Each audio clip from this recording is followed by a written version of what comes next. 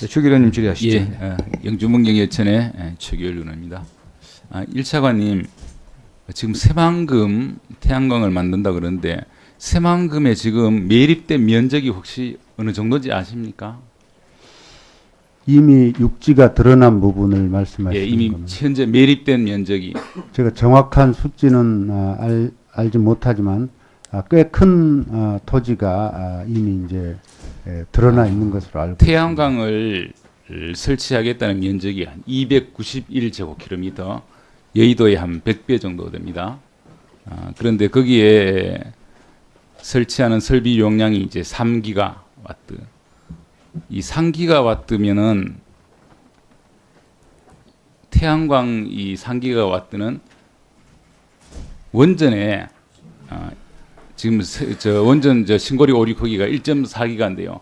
그거에 한 3분의 1 정도밖에 용량을 못 냅니다. 그러니까 제대로 원전에 1.4기가 신고리 오류 크기 한 개의 전력을 생산하려면 지금 3기가 갖고는 안 되고 한 8기가 정도 돼야 됩니다. 왜냐하면 태양광은 이 효율이 한 12%, 13%밖에 안 되기 때문에. 그러면 원전 하나의 그 전력을 내려면 지금보다도 2.5배 많은 한 750제곱킬로미터, 그 여의도의 한 250배 면적을 해야 되는데요.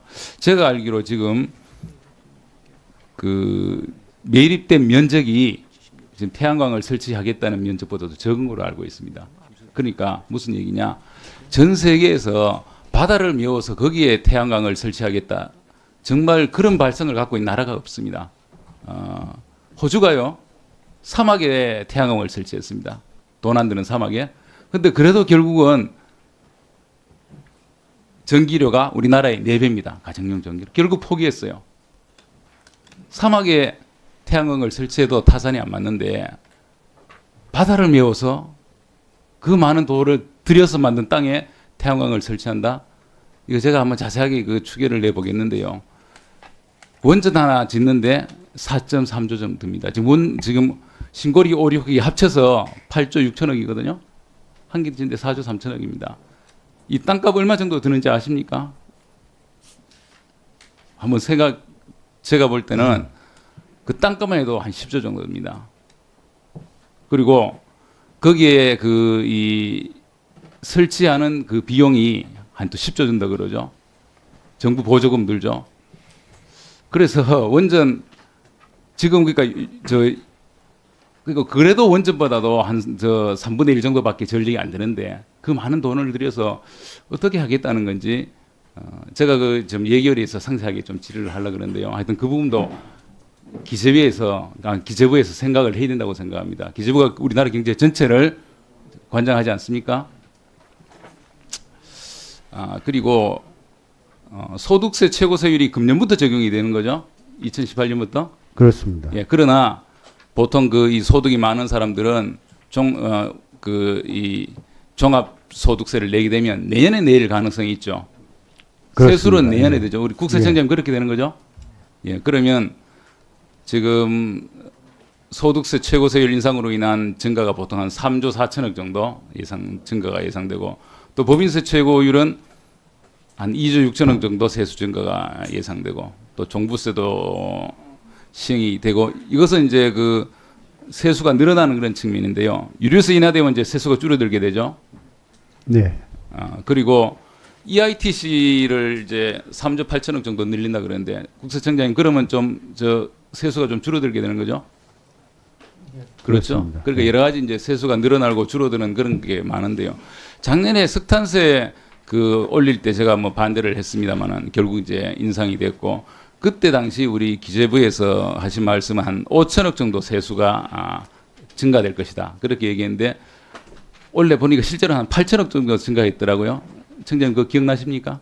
8천억 정도. 이렇게 이 들쭉날쭉한데 제가 이제 몇 번 말씀드렸습니다만은 이 국세에 징수하는데 목표를 설정을 해야 되느냐. 근데 그 목표가 보니까 기재부에서 만든 결국 이 세비 예산 이것이 목표가 되는 거죠.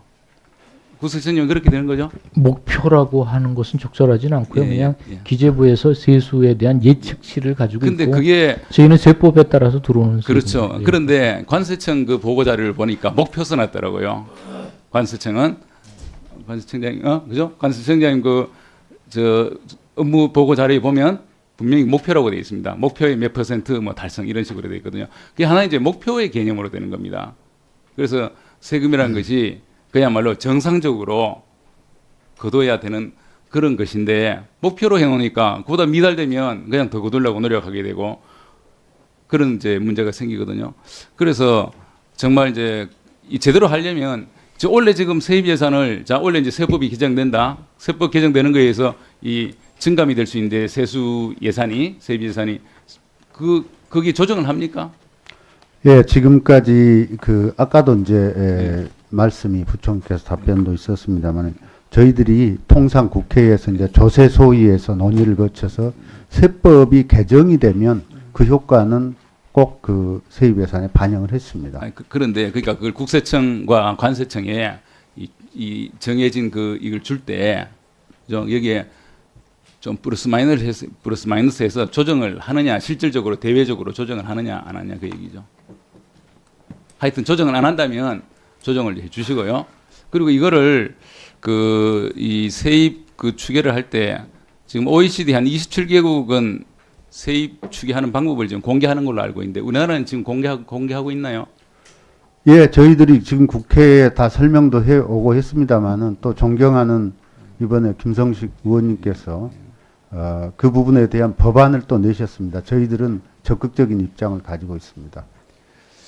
예, 그래서 하여튼 좀 세입 예산안이 목표로 작용되어서 좀 이 실제로 세입 업무를 담당하는 국세청이나 관세청에서 거기에 좀 매이는 일이 없도록 좀 제도적으로 좀 연구를 해주십시오.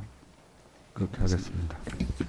의원님, 저희들이 좀 잘못 표현을 한 것 같습니다. 그건 진짜 바람직하지 않은 것 같습니다. 네, 그렇습니다. 네. 예, 수고하셨습니다.